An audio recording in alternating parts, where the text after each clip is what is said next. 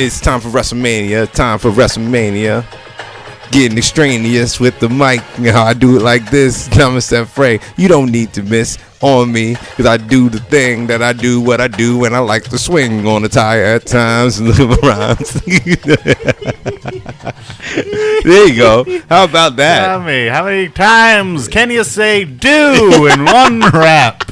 Incredible. Hello, fans, and welcome to the Wrestlemania edition of the Heavenly Podcast. Dig it, Dig it. I am Casey James Salingo, the doctor of putting his D into the P. If you know what I see, oh, there it is. Then I'll be what I be. And right here in front of me in his finest wife beater, showing off his 37-year-old triceps. There it is. What's your name, My sir? name is Thomas F. Frey, the man who don't play. SSD, if you know me. Went to Utica College of Syracuse University, my friend. Boom. How about it? Buddy. This is it, baby. This is what we've been waiting for. Linda McMahon. The Wrestlemania Preview-a-sode is in the building. Time. I want to say something to Casey I didn't say to you before. We didn't acknowledge our 1-year anniversary. It's true. Which was on March 15th. Let's have a little handshake. A little handshake. It's great. It's been a long ride. We're from a lot of handshake, a lot of eye contact just on that one. I like this. We were hobbled up in Joe Cocazello's bungalow. Hobbled up in Joe Cocazello's. Tossed in the street. Oh, my God. We had the rugged guys. A little behind the scenes. If I can go behind the curtain for a minute. Absolutely. We had a rough start. Joe Cocazello and one Andrew Lawrence helped us out and started us on this podcast, on this journey. And we thank you. Only problem we were in Joe Cocazello's room and he used to always tell us it was fine until one day it wasn't fine. It wasn't fine. His female roommate was like, "Why are all these dudes coming into that?" I don't really like you guys being here when he's not here. This isn't like a hangout, fun place. It's like a home. Which was right. She was totally in the right. Angry, but the funniest thing was when we came in, when Andrew Lawrence goes, Joe said we can come in here. She had like dinner made. She was watching Girls. Like there was nothing going on in her apartment. And then all of a sudden some dudes come in smelling like booze, being like, "Oh, can we get in Joe's room, please?" We gotta get in Joe's room to talk about wrestling. But now we're here. We're in Tommy's palatial estate. Beautiful Astoria, Queens. Started from humble means, Daddy. And now we've risen to the top of the professional wrestling podcast game. I have more podcast episodes than you have friends. That's a fact. It's a fact. Look it up. We're going to talk about a little bit about WrestleMania, a little bit about Raw. A little bit about life, a little bit about love. A little bit of life and a little bit about love. Tensions ride high at press conference for WrestleMania. Yeah, go ahead. I'm sorry. Go ahead. This WrestleMania press conference, we could have gone to that. I didn't realize it was right up the street from where I live. I'm a big idiot. Oh, that's the thing then. Yeah, I think it was free. But yeah, they had the press conference. I guess some shit went down. Batista cut a spectacular heel promo, I hear. Really? Yeah. Well, before we get into that, I want to talk about how Batista came out in a Patrick Ewing Georgetown jersey. Yeah. For when they were in Maryland. Yeah. Now explain to me the significance of this. Okay. So before you make me lose my mind, being a Knick fan that I am. I know Patrick Ewing is, but what's the significance of him wearing this jersey in the city? Patrick Ewing was ex-Georgetown Hoya. Great Hall of Fame Patrick Ewing from the New York Knickerbockers. College was the Georgetown with the Hoyas who play in that area. So they play in that area. Yeah, so they play in Maryland. So that's a face move. So why is he doing that? That's where he's from. He's from D.C. He's from that area. So the Maryland, D.C., Virginia area is the whole. They all claim each other's stuff a lot of times. If you're from that area, I could be wrong, but I know you guys like to claim different things. Yeah. The Nationals, the Hoyas, the Senators. Well, that's hilarious then, because that means he was a face move. He was expecting to get a face pop in his hometown. Yeah. He kind of did. For a second. It's funny. Sometimes when his music hits, people get a pop because it's just like instinct. But then, like 3 seconds later, they realize who it is, and they snap back to reality, and they boo the fuck out of him. Yeah, because he got it for a minute, and then which was weird. This whole thing was weird to me because he got the pop he wanted at first. Then the crowd settled, and then they got bored. Yeah. And then Triple H started insulting the crap out of him. Triple H shit all over him. This is a thing. I was actually listening to an interview recently that Triple H apparently has been doing this since the beginning, where even when they gave them the scripts back in the day, like I forget what I was talking about, but the fact that like the Triple H and The Rock rivalry was like real. Because they would go out there and they'd be given a script. The Rock would stick to his script. Triple H would just say whatever the fuck he wanted, make The Rock look like an idiot. And then so Triple H was like knew he was going to get shit for going off script, but he knew it would look better. Good, right. So then the next week, The Rock knew he had to come back. So the fact that they were like actually arguing because they were both fighting for the same spot, so right? It made the rivalry real because Triple H will just say whatever he wants to be. He'll just bury anyone at any time. That's what was going on in the Cena Rock rivalry last year, correct? Yeah, they did. It was very similar to that. They were going off script a lot of times. Yeah, well, Triple H is a smart guy, so you got to be on your toes if you really want to go face to face with him. And I'm going to get off track a little bit, but it's amazing when I watch the Triple H Rock rivalry, how Triple H, no matter what he does, cannot. I mean, no one's in the Rock spot because he's the number one actor in Hollywood right now. Yeah. We're not saying that in kayfabe terms. We're saying that in actual dollars and cents, right? That's for shoot. That's for shoot. But it's amazing. They had their terrific ladder match, right? That was at SummerSlam, am I correct? Yes, SummerSlam. Highway to Hell for the Intercontinental Championship. They said it's one of the few times, I won't say it's the first because who knows, it's one of the few times that the person who lost the match got a bigger push than the person who actually won. Yeah. They thought Triple H would go over on that night, and The Rock actually came out being the guy who got over that night in losing effort. Yeah. And he's sitting there with DX on the ladder. It's a terrific moment. But The Rock came out as being the guy, which is what, in my opinion, and we go back and forth on this, what wrestling's all about. It doesn't matter if you win or lose. It's about how you look during the match and how you come out on the other end. That's absolutely true. I'm not going to argue with you there. But I love those types of feuds where it's like a real blood. It's like these guys have just been fighting their whole careers to try to get to the same spot.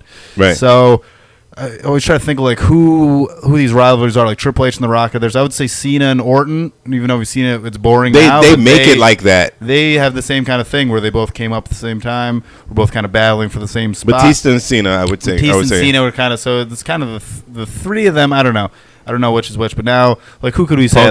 Punk and Bryant. Punk and Bryan, maybe now fresh face like Bray Wyatt and Roman Reigns. They could start that kind I of agree thing with that. I they're think both going to be battling for the same spot. I think those are totally proper things. I think Cena was talking about the guys he came up with. It was Brock.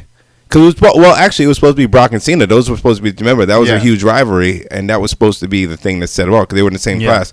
It was, they all came up in OVW. It was Cena, Shelton, Cena, Lesnar, and I think Batista. I could be wrong about that. And a bunch of other guys. He said Cena was talking about how the fact that he had a bunch of dudes who were like legit. Yeah. And they all fought for. You're right. They were all fighting for the same exact spot, and that's why that Rock Triple H thing. And we talk about how Triple H didn't have any true rivals. The Rock actually was, but then the Rock just it turned out to be in hindsight that Stone Cold was really The Rock's true rival. Yeah, because they had 3 WrestleMania matches. They were amazing. Absolutely. Well, The Rock eclipsed Triple H in every way imaginable. In every way imaginable. That's going to happen. It's all mine. That could bring us to the Triple H video packages that they put together showing. What did you think about that? I really liked it. I thought it was cool. I mean, he's burying a lot of people. But it's a very heel move. It's the type of thing that he would actually do. So it makes a lot of sense. Yeah, do you have the feeling about Triple H that he just thinks like a heel all the time? And they give him credit for thinking like a wrestler all the time, but I think he thinks like his kids. He'll make sure he buries his kids bury like somebody else in kindergarten. Like, you tell that kid, you go out there and tell that kid, you running for class president. I'll show you how you win. You playing dodgeball, so. You never got hit. You never got hit up. Well, that's the thing. See, here's the thing. I guess there's 2 schools of thought when it comes to this type of situation. Because Triple H is being an ultimate heel by burying his competitors and the people that he's fought in the past. But it's a work. He's doing a great job. But it's also to the point where it's the heel's job to put the face over.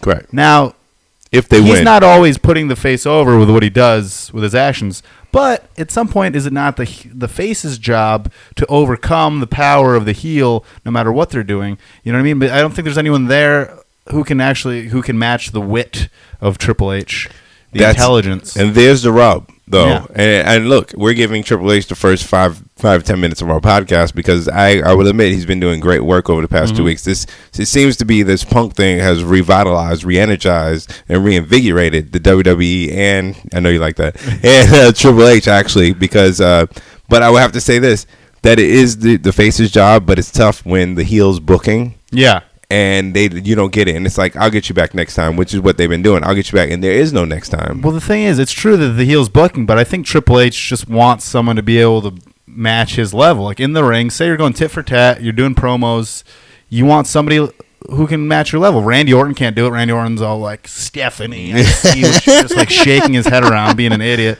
Batista's a dummy. Yeah. Marble mouth idiot. He can't match Triple H. Daniel Bryan, I don't think he's an idiot, but he can't really match him promo-wise whatsoever. Charisma. I think Triple H has always been missing that charisma, and he might hate guys who have that. No, I think he's got charisma. I think charisma is one thing he's always. He doesn't have an immense charisma in that, like, you have to be glued to him when he's on the screen. But on the mic, I think he's a fantastic promo. Maybe one of the best ever. Except for, there's a real down period. I think if you started watching wrestling in the past few years, yeah. But in the early 2000s, yeah. In the late 90s, yeah. In the early 2000s, when he was doing 35-minute promos, I couldn't. He lost it for me. It was awful. Yeah. He was just burying dudes and just back and forth, just being ridiculous. So yeah, I think there's a point, but it's very manufactured to me. Like, I know there's guys like Dusty Rhodes. You know, I love Dusty Rhodes. Yeah.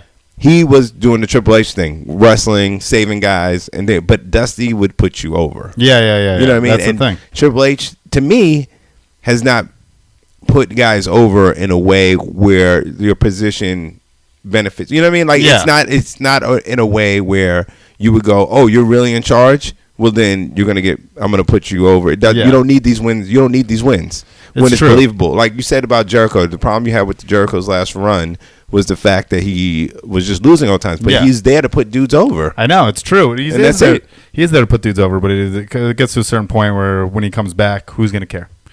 I'm not going to care. I care. I like him. I still like him. But here's the thing. Like, that's the reason. That's the only reason, really, I would have been excited to see this Triple H CM Punk match go down, because I think wit-wise, tit for tat in the ring, promo-wise, CM Punk is the only guy that could have been on Triple H's level.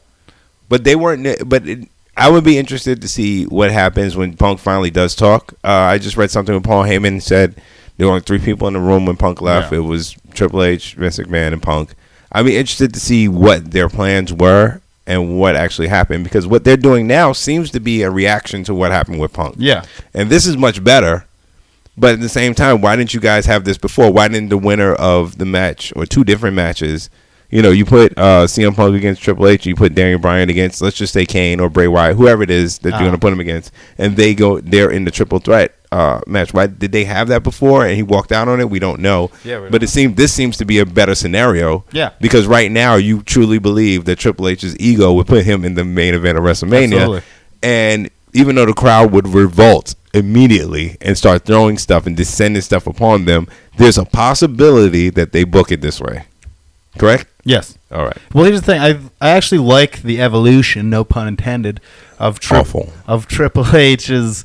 So he started. He was reluctant to be in this match. He didn't want to do it, and then out of like anger, he said he would put himself in the main event. And now this week, he was totally like, you know what? I'm the game. I've always been the game.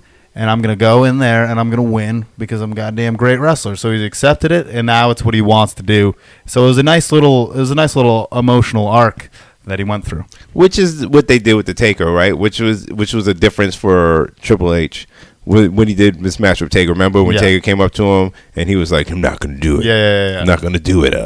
And so it's a little taken aback from that. I just have a hard time believing that Triple H would not try some stuff. Now, I talked to Chris, the security guard. We have these different guys that we talk to every day. So you have the CM Punk guy. There's John Satori. There's the Phenom. There's Chris, the security guard. The guys we're bringing in from our home lives and putting on here. He gave an interesting scenario today. He says that he believes in this Triple H Daniel Bryan match that Kane and the Outlaws, the corporate Outlaws, by the way, which they call them. What do you think about that? The corporate Outlaws. So the corporate Outlaws and Kane and Corporate Kane are going to come out. Shield is going to come out. They're going to Roman Reigns is going to give the Superman punch and or the spear to Triple H. Daniel Bryan's going to hit the knee, and Daniel Bryan's going to win the match. That'd be cool. Yeah, I don't have a problem with that, actually. I'd be down for that, and then you could start maybe a little Triple H Roman Reigns situation. Triple H versus Barry trying to bury the Shield, and they keep getting up, which we talked about this before, but I don't understand what's going on with the Shield unless the fracturing happens at WrestleMania. It looks like at this point they're not going to do it for a while. It looks like they're going to try to keep them together and just have them be like they treat them like they're one person. I know. You know what I mean? And so it's very interesting. So like they still do these 3-man beatdowns, which is a very heelish move, but it's going to be, it gets strange sometimes because they're beating, there's 3 guys beating up 1 guy, and the crowd's like excited for a minute, and after that it's like, wait a minute, that's kind of not very cool. Then Roman Reigns goes, yeah, and he sticks his tongue out way too much. He's got to relax, like pick a movement and do it. He goes, and he like screams shit. He's always like chuk on his arm, like charging his arm up, sticking his tongue out when they're about to put the guy his dick in his face with a power bomb. He's got to just cool down, pick what you're gonna do, and stick with it. Soup head. How long? Soup head. The soups. the soup hair. The soup hair. How long before they start selling that little bracelet that he keeps doing? How long before they give it? Bracelet. I'm surprised they haven't. That's brilliant. If somebody gets a hold of that, that's brilliant. You don't think they're gonna do the charge Absolutely, up? Right? But how long before they do it? Give me a paper. WrestleMania. They're gonna start doing it. They're gonna start doing it at WrestleMania. They started doing the thing, so they put all their fists together. They keep saying like, "This is what they did." The promo, the Shield promo backstage. Yeah, and they're just showing their face. They're like, "This is what we are," just showing their fist. And I could tell this whole promo is just to make a T-shirt with their 3 fists together. This whole fucking promo, and to sell their little gloves because like one guy doesn't have a glove, right? One guy's wrapped up, another guy has a wrist thing, correct? So I guarantee you're gonna get a T-shirt with the 3 different fists. It says "Hounds of Justice." It's just a T-shirt promo. So you think that the reason why they haven't broken up, they haven't squeezed enough merchandising out? Maybe. I think they think they could get a lot of money out of them. Absolutely. John Phenom, another character we're gonna pull in, believes that the Usos haven't been selling enough merch. Oh, so yeah. That's why they wrestling T-shirts. It's probably it. When I say "ooh," you say "oh." What? Oh, what's that? Who's that? Yeah, no. The Usos have lost a lot of steam lately. I was just that was the next point I was going to bring up to you. I don't understand how they get the titles. They've been working these tremendous matches. They get these titles, instead of giving them a really hot match at WrestleMania, they do this Fatal 4-Way thing, which is I don't know how I feel about it. The problem is they keep putting him in there with Cesaro, who is 10 times as over as most of the people in the company, way more over than the Usos. Correct. Cesaro's one of the most over guys right now. They keep doing the spot where he's going to do the big spin and it gets interrupted. And the crowd boos. Yeah, of course the crowd boos. Everybody wants to see the big spin. It's exciting. The move that's been around since 1927. I know, but it's still dope. I know, it's crazy. He should get a championship based on the fact that he's getting over a move that was used by Vern Gagne's father. It's true. It's incredible. He's way more over than just about anyone. So I think that's kind of halting the momentum a little bit because people just want to see Cesaro wrestle. Yeah, I don't understand exactly are they afraid the fact that Jack Swagger will have nothing to do? And once they break up the Real Americans, he's going to. Well, that's the other thing. I don't know if they I feel like they put the Real Americans together out of necessity to get these guys right, and then all of a sudden Cesaro gets over. Jack Swagger's just Jack Swagger. Cesaro gets over, and now they don't know exactly what to do with these guys. They don't know what to do. The thing with Jack Swagger, he's a solid hand. I'll say. You love Jack Swagger. I don't love. I'm saying he's a good wrestler. In a parallel universe, you are Jack Swagger. Relax. I'm not saying that. I'm saying that I don't think he's ever really going to get over in a true way because he doesn't have something. He doesn't have a spark. There's no real spark to him. Look. I know he's way more fit than I am, but he always looks out of shape. He does. He's built like a high school basketball player. High school basketball coach, sorry. No, player. I've seen a lot of people that the coach is Christian. The coach. The player, Jack Swagger, looks like a weird guy that he's like just growing into his body and doesn't really know what to do with it yet.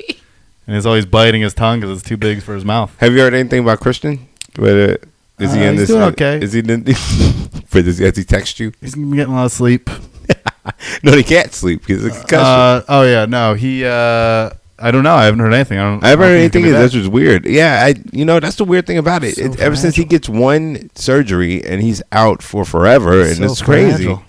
I know one of the things that Jericho hasn't had surgery, and Christian until his first surgery he had like what a year ago, 2 years ago, something like that. He's been surgery free, and then all of a sudden he's had multiple surgeries, concussions, like it's crazy. That's all breaking down. Yeah, the guys Christian, Rey Mysterio, and Mark Henry. Every time they take a bunk, I'm like, he's a bump. He's a bunk. It's a bunk. Every time they fall off a bunk bed. No, every time they take a bump, I just assume they're injured already, and it's usually true. Okay, let's start with the WrestleMania stuff, but I'm going to say this. What? I'm going to do in starting with the WrestleMania predictions. That the WrestleMania, the Andre the Giant Invitational should just be called the Hey, I'm a Mid-Carter Invitational. Yeah, hey, remember me? Remember me Invitational. Remember Jinder Mahal? Jinder Mahal, because everybody who's in there is either injured or coming off an injury or is injury prone or, you know what I mean, except for the Outlaws. Yeah. Except for the Outlaws. Outlaws should be definitely in that match. They should be in that. Well, they should be called the Hey, we didn't want to just do Big Show versus Sheamus. Right. So, did you see this? That Brad Maddox is in this WrestleMania Rumble? Brad? Why is he in this? I don't know. You're the GM. You don't need to be in this. Brodus Clay, who they broke up tons of funk for whatever reason, just so Tenzai Tenzai's gone. Tenzai's he's in NXT. Nah, he's got replaced. By who? Some dude.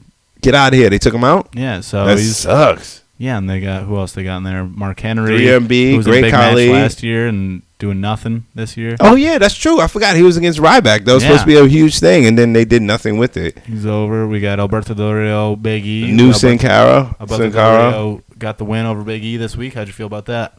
Heartbroken. No, that was actually a really, really good match, and I think that's just trying to give Alberto some momentum into this whole thing.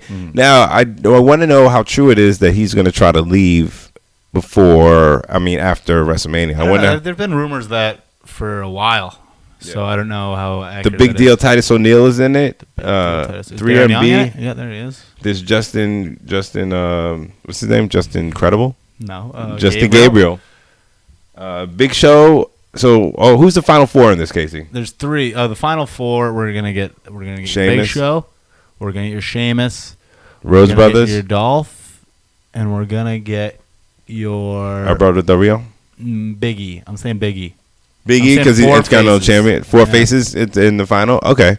What's your call? My question is, what do the Rhodes Brothers? I'm going to give my call, but what do the Rhodes Brothers have in this match? Why do they hold them out of this tag team match? Why do they put them in this match? There's no reason. There's no reason. Care. So there's no. So this is Goldust is possibly his last WrestleMania. Yeah, they don't care. They don't care. They've been feuding with Fandango for no reason for the past 2 weeks. They obviously don't care about him. And against Damian Sandow, you put a guy in a match against Damian Sandow, you don't. Did you shit see about him. that Summer Rae has her own new music now? Yeah, that makes no sense. She's way more over than the Fandango. That's insane. I haven't watched Total Divas, but she's like, they brought her in to be the new bitch, and she's just like smacking Natalya. I love that. And she smacked Natalya, and Natalya just goes, "Get off my property." What the fuck? Aren't you a wrestler? Hit her back. Somebody hits you. You say, "Get off my property." You've been training. Yeah, I don't want to do the thing that I could do with these hands. I don't want to be rude. I'm gonna have to ask you to leave my porch. The personality of a leaf blower, that woman. Yeah, she's terrible. I can't believe Natalia's made it this long. Well, she's not the only, but she's a competent hand. Do you want to talk about that? Barely. Yeah, I know. So she's in this match with Summer Rae. Yeah. On Monday. Summer Rae, like, I don't know what happened. She was supposed to like flop and fall on her back, and the Tiger gets knocked down. The Tiger gets knocked down. Instead of like just sticking her leg out and just wrapping it like how Bret Hart would, she's so like it didn't expect it. Yeah. Like she picks her up and it's awkward. It's like an awkward match she had. It was a real Titus O'Neil spot. Oh, don't you ever. It was a real big deal himself. Well, he's in this match. Getting back to it, thank you. The Big Deal is in this match. Yeah, good for him. Darren Young is in this match. There's 3 spots. Who are in these 3 spots? Hacksaw Jim Duggan. Yep. Gerald Briscoe, is he still alive? It's not going to be. I don't want to make exciting speculations. Wildfire Tommy Rich. Imagine if he came out, no one know who the fuck he was. Wildfire. That's a former NWA champion. Wildfire Tommy Rich to you. I'm thinking it's Jericho, RVD, and Booker T. Maybe. No. I'm saying RVD. Maybe correct. RVD, Hacksaw Jim Duggan, Josh Matthews. Josh Matthews is in the middle. Okay, so I think my final four, it's either Cody or Goldust. I think one of the Rose brothers is taking that spot in the final four. I'm hoping. Christian is still in this, but it doesn't matter. Big E, I agree with you. Big Show. And for fourth, I don't know, bro. Andre the Giant's Carcass. Mm-hmm. Joe Manganiello.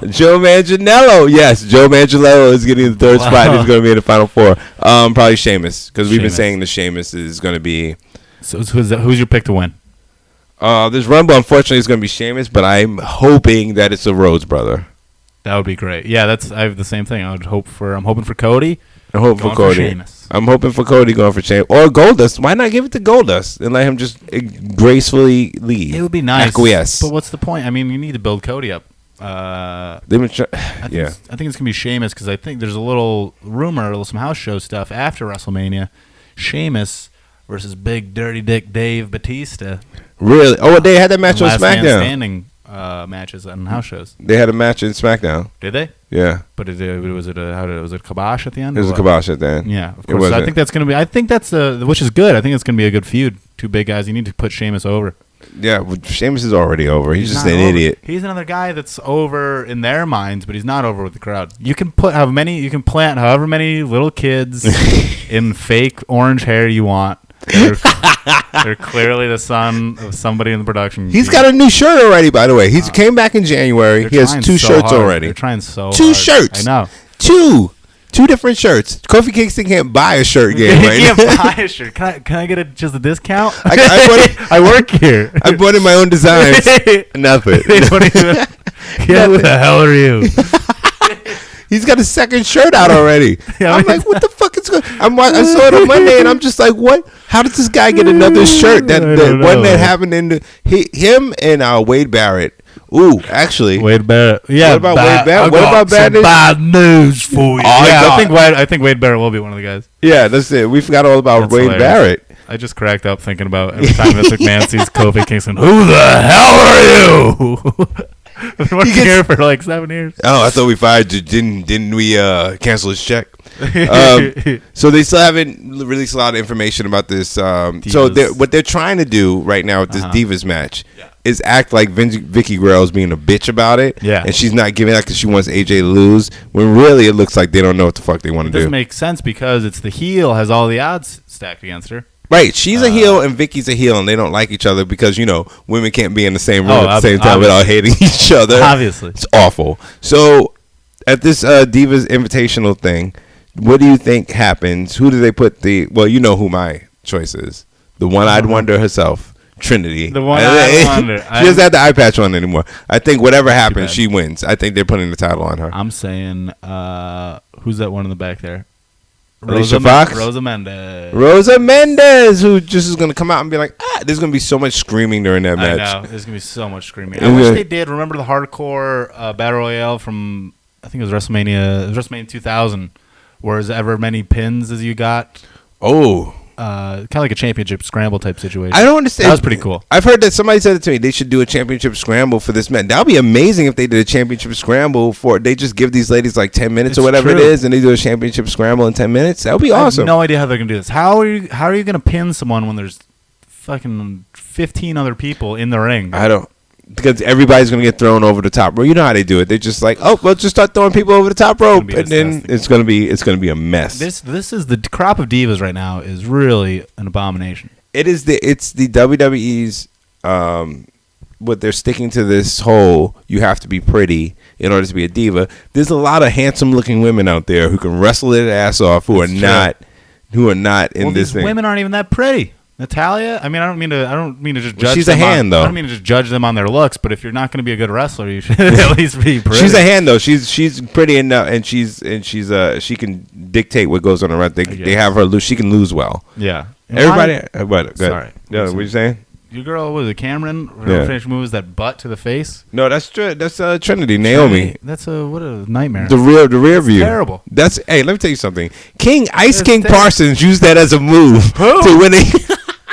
What did you say? Ice Cream Parsons? The Ice King Parsons. Here, keep talking. Come on. What is that? What is that? Okay, well, Casey's being rude because his phone is going off. He didn't put it on silent.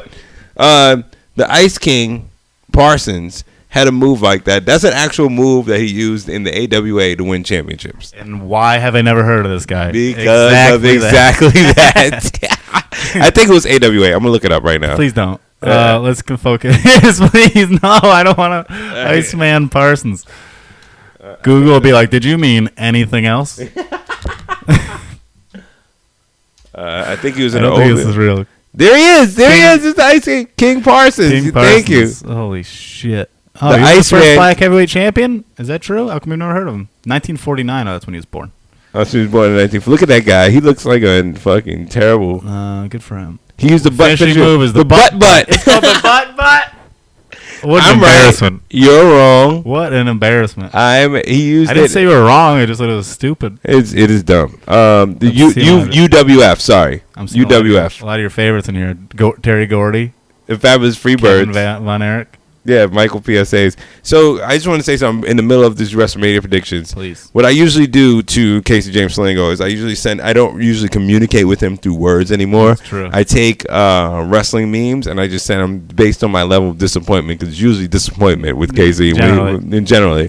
And I'm going to have to get an Ice King Parsons one. You're going to have to. It's going to be tough. But yeah, I love it. I love it when you do it. It's amazing. So my favorite is the look of disappointment in Sid Vicious. There's one where Sid Vicious is just looking at somebody, like gleaming at somebody, right? And every time you say something bad, it's just like I give you the Sid Vicious and you just laugh about that. There's this new Sid Vicious one I've been sending. It looks like hungover. He looks hungover, and I think that's a good. It's a glossy. It's like a legit picture, and he looks confused. He always looks confused. It's crazy. Poor Sid. Okay, so let's go into Undertaker versus Brock Lesnar. We know what's going to happen.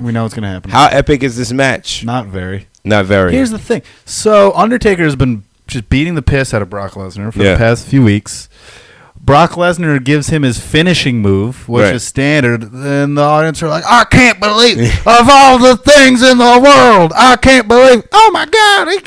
He just gave him F5. He didn't even do anything. I wanted to see, this is what I was excited because he kept going back. Right. Because I just recently watched, it was one of my favorite moments in SmackDown history, and I forgot about it. When Brock Lesnar fought Hulk Hogan. Smears his blood over him? Yeah. Like an animal. The coolest part was that he kept, he'd leave the ring, he'd go all the way up the ramp, and then he'd turn around, come back, beat the piss out of him with a chair, leave the ring, go all the way back, turn around, Paul Heyman's like, no, it's an animal. Brock. He's a fucking animal. And he would go back down, and so I thought that's what he was going to do, just beat the living piss out of him. Right. And but no, he just gave him one F5. I don't know how many F5s the Undertaker can take. I don't know. I mean, those bumps did look pretty tough on him, but he could take some chair shots. It's just this whole. So, quick question. Yes. I'm going to cut you off, and I'm sorry for this, but do they make this a no disqualification match when they go into it? They could, but I mean, it's like they always do. They should have done it already. Yeah, really. But both of them have been dealing in no DQ matches. Absolutely. The amount of time that they do. Yeah. I don't know. Knock the referee out. Yeah, as we've said, this whole build of this feud has been boring and rather pointless. I don't really see much of a reason for these guys to be fighting. Corporate. But that's the thing with the Undertaker feuds. They're all cut and paste. It's the same feud every year, and that's why John Phenom, our boy Rosenberger, had a good idea, and that is you have a tournament, right, to see who's going to face the Undertaker at WrestleMania. Yes.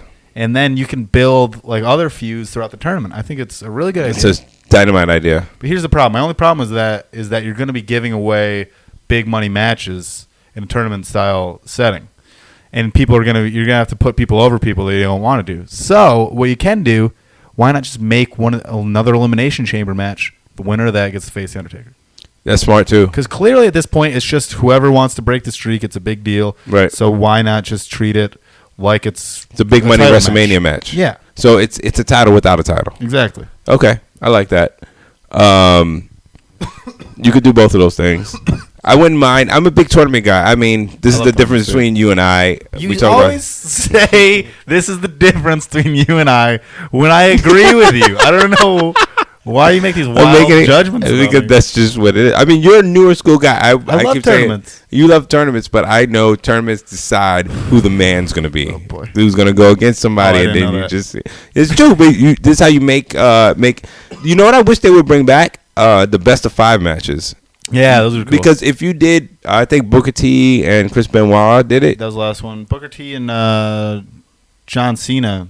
They had a best of 5? They might have even been best of 7. They used to do best of 7 too, but that was like back, and that was probably 8 years ago. Yeah. So and you do Raw, you can do main event. And since they have multiple shows, and you're gonna wrestle on these shows anyway, you do Raw, you do main event, you do SmackDown, whatever it is, wrestle twice in a night, whatever it can be, and then you build it up towards the pay-per-view, and that's the money match, the pay-per-view match. I don't understand why they don't go, because you know why? I think they don't do it is because that's too wrestling heavy for what they think people want to see. They pretty much do that anyway with every single Alberto Del Rio match where he wrestles the same guy 10 times in a row. I know. Why not make it a thing then? Yeah. You know what I mean? Like, why not make it a thing? All right. So we know the Undertaker's going to win this, but you're saying it's not going to be that epic of a match. I'm just not match? exciting. And I hate the thing where every WrestleMania... They're like, oh, now they're getting in the Undertaker's head. The Undertaker's never been messed with like this. Yes, he has. Every time. Every feud. Every feud he's people ever had. People have gotten in his head. You mean when when Kane came out and just like put fire, just like came out and like took out the Hell in the Cell door. Exactly. Who is this? That's gotta be. Yeah, and then I've never seen the Undertaker manhandled like this. How many times can you say that with a straight face over a 20-year period? About a Big Show. Yeah, by Stone Cold Steve Austin. Unbelievable. John Cena versus Bray Wyatt. What did you think about John Cena coming out on Raw Monday and with the goat mask on? I thought that was pretty cool. I mean, I thought it was just a unique thing. I thought it got a little weird because, like, why are you just staring at him? This is clearly not. I know it's clearly not a guy that you're some guy. Is this a guy? You got a mask on too. That's pretty cool. Yeah. You guys know this guy? It was like a cool looking moment. If you get past that, but I really dug it. I think this possibly could be a huge turning point for people, whether they like Cena or not. I know people do the Cena sucks. Let's go Cena sucks because that's a thing now. It's like the what chant. It's like the yes chant. It's just what people do. Absolutely. If he puts over Bray Wyatt correctly, like if this is a thing, it's a great match. I think Cena starts to get out of that let Cena sucks chant thing. I think he rises above, unfortunately. I think because I don't hate Cena as much as I used to, but I think him giving Bray Wyatt this chance and getting out of the title scene, it's awesome. It's what we wanted the whole time. I can't hate him now because he's not in the main event. So if he's not in the main event and he's not just being shoved down our throats, there's nothing to really hate about him. I agree, and he gets out of this whole Cena sucks thing because he's giving Bray Wyatt a chance.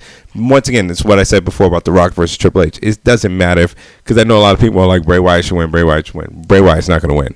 It's not about that. He doesn't need to win. He doesn't need to win. He needs to have a great match with Cena so he gets a money match down the road. Absolutely. So we're both agreeing that Cena wins this match. I'm saying Cena wins, yes. Okay. This tag team turmoil match. Fatal 4-way. I gotta go Real Americans. I gotta go if Cesaro doesn't Cesaro swing El Torito 1,000 times. About 1,000 times. This is pointless. Either that or I thought this was gonna happen Monday where he stacks up both Matadors and swings them at the same time. I think that's going to happen. I think he's going to get a double swing at some point. I think the Usos retain. I think the Usos are going to have a very hot match and they're going to come back down. They're going to go back up. Because I think it looks to me like they've been holding them back in terms of their matches and what they've been doing. It's funny that they do the double super kick, basically. The Young Bucks are at home like, what are you doing? That's our thing. The double super kick. That's true. All right, so no, I'm going to change my mind. Okay. Usos win. The night after WrestleMania, Ascension comes out from NXT and attacks them. Okay. Because they don't have any challengers on that horizon. Yeah, I think the Usos are money and they know their money. I just wish I used to like the tag team belts a lot. Now they just look terrible. I wish terrible. I don't understand why they won't change the belts like with the frequency that they used to change the belts. I know they're looking at like Hasbro and marketing these belts and putting them out in Kmart and stuff like that. But wouldn't you be able to get more money? Just keep changing the belts. You get more money for the belts. They're not changing them less than they used to. I think periods have about belts have about a 10-year period of being Intercontinental champion. When Ultimate Warrior had the Intercontinental championship, even the heavyweight championship, there was some frequency. It's because he's a big weirdo. Rock, Stone Cold had their own belts. That was different. Different scenarios. They went between the red and the blue tag team championship belts for a little while. Those were world champion, and they changed the frequency of what was going on. But the actual design didn't change. Okay. Well, what about the heavyweight championship belt? The Attitude Era one, the big Attitude Era heavyweight championship belt, and then the classic, the Eagle, big face, and then the one that JBL had, then the Unified. That was like a fight. The one that JBL had. No, they changed the Unified. The Unified and JBLs are two different ones, I think. No, they weren't. They had the classic winged Eagle. Correct. That they had throughout those like the Bret Hart, Shawn Michaels period. Right. Then when they got into the Attitude Era, it was the big one. They got the big circle one with the Eagle. That was the Stone Cold, which he would switch out with the Smoking Skull. Correct. The Rock had the Brahma Bull, but not as much. And then it got switched to the Unified belt when they unified them. Right. And then that's the one that JBL had, Brock Lesnar had. Then they switched that to the John Cena belt. No, I think there was one more in between, the one that Eddie Guerrero had. You're wrong. I'm wrong? You're wrong. I'm not trying to make you look stupid in your own home, but you're dead wrong. I'm gonna look it up. You're gonna look it up right now in our Wrestlemania Preview-a-sode. The Preview-a-sode. I'm gonna do it. Keep talking. So we're gonna do this. Well, no, you're wrong. All so right, let's talk about. Oh my God! Look at that picture of the Corporate Outlaws and Kane. Like Corporate Outlaws. This match is a joke. The Shield deserves far better than this match. Do they? Does the Shield's gonna win? That's all I want to say about this match. The Shield's gonna win, but what? How's it gonna end? How's this match gonna end? Who are they picking? I'm saying it's gonna be standard. Roman Reigns is gonna get the win. I'm gonna say nothing unusual is gonna happen. No, it's just gonna be a straight up beat down. I'm so sick. Here's the thing: we always go into these matches, with these WrestleMania, whatever, calling these big swerves, calling these big things. And it's nothing. Nothing ever happens. All right, let's do the main event. Who's in the? Okay, so we both say Daniel Bryan gets to the main event, correct? Here's my prediction. Okay. Some kind of kibosh with the Triple H Daniel Bryan match. Okay. Makes it a fatal 4-way. That was my thing. I know. Okay. That's what I'm saying. That's what I think is going to happen. Because it's WrestleMania 30, right? Something has to happen. Yeah. That's the big face one right there. And then I know I just said I'm not going to call any big crazy stuff. You just said you weren't going to do it, but I'm going to do it. All right. So realistically, what I think is going to happen: Daniel Bryan's going to win the Triple H match. Daniel Bryan's going to win the main event. That's an all reality with no fantasy involved. Okay. And in my fantasy, Triple H, there's a kibosh. Triple H and Daniel Bryan both get to the main event. CM Punk comes out, screws over Daniel Bryan. You still think there's a CM Punk factor going to happen? This is fantasy. This is all fantasy. Gotcha. And becomes corporate CM Punk. All right. So I say I want it to be a fatal 4-way. Mm-hmm. I think in reality, it's going to be Daniel Bryan with Triple H working an injury on Daniel Bryan. Daniel Bryan comes out with a shoulder injury. He might not make it to the triple threat, some type of big injury, or he survives with the big injury. They put speculation there might not be a triple threat. It's just Batista and Randy Orton. Either Bryan gets introduced and diminished quickly in the beginning and wins, or he doesn't come out until mid-match, and people are going fucking nuts because he's not out yet. They're foaming at the mouth, and they all of a sudden either you hear his shitty music, or and I say that, guys, not because I don't like Daniel Bryan, but because I really think he needs a music upgrade right now. I'm gonna agree with you at this point. Before I disagree with you, but at this point, I think more exciting. And I think that it's just, did you see these pictures of King? He looks fat and out of shape. But I think and then Daniel Bryan wins. So that's my whole thing. But we both think Daniel Bryan wins, correct? Yeah. So in conclusion. How have you felt about this whole WrestleMania build? I wish they had something more better than a 30-man over the top rope battle royal, because they just did that in January. Yeah. Make it 35, make it 40. I get it's because of WrestleMania 30. You're doing 30 men, but you just did that at the Rumble. You did just do it 2 months ago. I do like the tournament between Triple H and Daniel Bryan. Absolutely. I don't understand what they're doing with Divas. It's not this hard to book the Divas division. I wish somebody else would be challenging the Undertaker. Not that I don't like Daniel Bryan, but you have Sting, you have Cena, you have. I know they have something for both these guys to do. I'm very happy with the John Cena Bray Wyatt thing. Yes. And I wish they had better tag teams. They've been building this tag team thing all year. I wish they had better tag teams in this tag team turmoil match, but I do think it's going to be a great match because the Usos have been great. I just wish the Shield and the Wyatts were in it instead of the Matadors and Ryback. The Rhodes Boys, yeah. Or the Rhodes Boys. I think you get all those guys in it, and all of a sudden it's a dynamite because it would make sense. And this 6-man, I just go with what you said about this 6-man tag. With the Shield, that it just you put these guys against the best 6-man team possibly in the history of the WWE. Yeah, it's pointless against 3 guys who don't make any sense being together. Shouldn't even be lacing up the boots. Shouldn't even be there. I don't. Did one of the Outlaws save Triple H from drowning? I don't know. Something must have happened. They should be working in a backyard match at some second-rate Juggalo convention. In Des Moines. Did somebody try to lash out at Triple H? I don't know what they've got. Road Dogg put himself in front of him. I couldn't tell you, but geez Louise, these boys should not be getting that kind of WrestleMania payday. What about really quickly? What do you think about it? I've been going through a crisis of identity. Why? How so? This WrestleMania, because I hear people say this. And I think it myself. It doesn't feel like a WrestleMania build. It doesn't feel like the excitement. I agree. But maybe that's not WWE's fault. Maybe that's in me. Maybe I just don't have the magic I had when I was a boy. Maybe it doesn't seem like the spectacle it once did. Where I used to. Good point. I used to write down all the matches on a big board and I'd put it up on my wall. I'd put decorations all over the house. I'd decorate my house for WrestleMania. Like it was Christmas Day? Yeah, exactly. I would put all my stuff.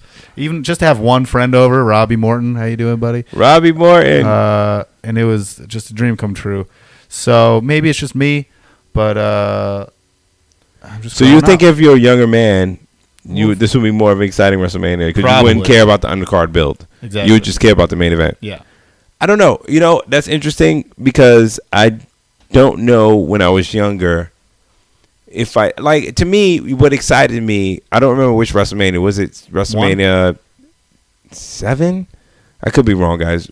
Shawn Michaels versus El Matador? I can't. No, it was Shawn Michaels' first WrestleMania, solo WrestleMania. I remember that match, but I can't tell you exactly which one it was. Well, I'll look it up real quick. Shawn, HBK. Versus Tito. The Flying Burrito. But it's... Okay, so I was really excited for that match. Really? Yeah, Sensational Sherry, and I knew the importance in my head of Sensational Sherry being in Shawn Michaels' corner, right? Uh-huh. Shawn Michaels going out on his own against El Matador. Casey. That's your phone. Is that my Tommy. phone? Oh, my God. That's it. So I feel bad. But it's WrestleMania 7. I was right. Yes! So I knew the importance of it. Undercard match turned out to be a dynamite match. Uh-huh. I think those moments don't really happen. They don't. It's like WrestleMania comes on them and they don't know what to do. You know what I mean? Well, here's the thing. It seems like they throw it together last minute, but it's also WrestleMania is no longer that exciting, is what I've realized for guys like you and me, guys who are like hardcore watching all year round. Right. Because WrestleMania is more built for the outside fan, the fan that's just going to come in. The more exciting stuff is for guys like us is after WrestleMania. We build the new guys. There's exciting new feuds. Right. That's the kind of stuff that we dig. So I mean, WrestleMania is going to be fun. It's going to be exciting, but when the day's over, I just want to see where they're headed in the future. Before we go, I just want to say, it's always interesting to me that they're always trying to build for the outside fan like it's a Super Bowl or something, but the outside fan is not going to watch it. You know what I mean? If you don't, you might as well. The best WrestleManias that we know were very wrestle-centric. Yeah. And they were about, because you can get in it, because you're like, this makes total sense. The stuff that's wrestle-centric makes sense. WrestleMania 10. WrestleMania, these guys are fighting in a tournament because, you put the Owen Hart versus Bret Hart thing in WrestleMania 10 before Bret Hart loses, before he goes to win at the end of the night.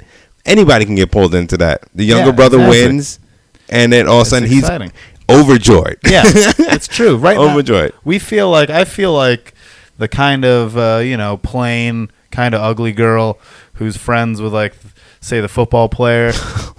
And the football player is always complaining to her about how this cheerleader won't fuck him. You know what I mean? She's like, well, why don't you just look at me? Well, why don't you just look at me? I've been here for you the whole time. That's how I feel when it comes to WrestleMania. Forget about me. Yeah. That's it. Turn your eyes on a lonely girl Turn in the your eyes corner. on a lonely girl in the corner. I can take my hair out of this bun. Exactly. We got to take our glasses off and be spoken for. It's just, and in 5 years when you're in college and you forget about me, it's not gonna be. I'm gonna be the sexiest. Okay, that's fine. That was good. That was good. A solid. Here we go. We're gonna cruise this weekend. It's gonna be exciting. We're going to a comedian party. We're going to a comedian party. It's gonna be fun. Heavy hitters. There's gonna be some heavy hitters. We're gonna watch it. Hopefully, we won't get too geeky for everybody. I think we're gonna be too geeked out. These guys are gonna be like, we're just casual. I know. Like, shut the fuck up. Stop fucking joking. This isn't a joke. I think that's what's gonna happen. Look at this hammerlock that he has. Yeah, it's a goddamn perfectly applied hammerlock. You son of a bitch. That's just Lucas. It's a rest hold. These are rest holds, guys. So we're gonna go to it and Michael Lawrence and John Phenom and John Sartori and Patrick Schroeder and Owen Straw. Is he gonna be there? We'll see. We'll see. It's going to be a lot of guys, and we're just going to have I think we're tapping into a wrestling comedic movement of some sort. Somehow, I don't know of anything that I'm not saying we started it, but we're in it. I'm saying there's a wave of coming. We're going to ride that bad boy all the way to doing our own WrestleMania match. Where all of us pass out the side of the ring, do some Drew Carey stuff where we just like leave. We're like, thank you guys. I wish. All right. Well, it's been a pleasure. It's been a pleasure. It's been another week. It's been another year. It's been another year. Another lifetime of you listening to the premier wrestling comedy podcast on the earth. This has been the Heavenly Podcast. We'll see you soon, babies. Wrestlemania. So anyway, I had a little time between movies. So I figured I'd come back and become WWE World Heavyweight Champion. Yay!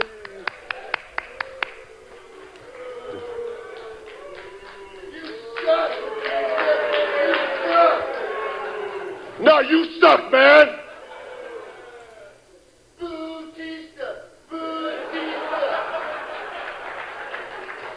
Don't boo me, punk. I will come out there and tear you apart. You look ridiculous in skinny jeans. I have one pair of skinny jeans, and I'm going to wear them every week just to piss you off. Not only am I the WWE World Heavyweight Champion, I am the face of the WWE. The authority handpicked me to represent the company and lead them into a new era, and no one can stop me. Not Daniel Bryan, not Batista, not even Triple H. Now, a triple threat match at WrestleMania does present a challenge, but whenever I've been faced with a challenge, I rise to the occasion and somehow always end up on top.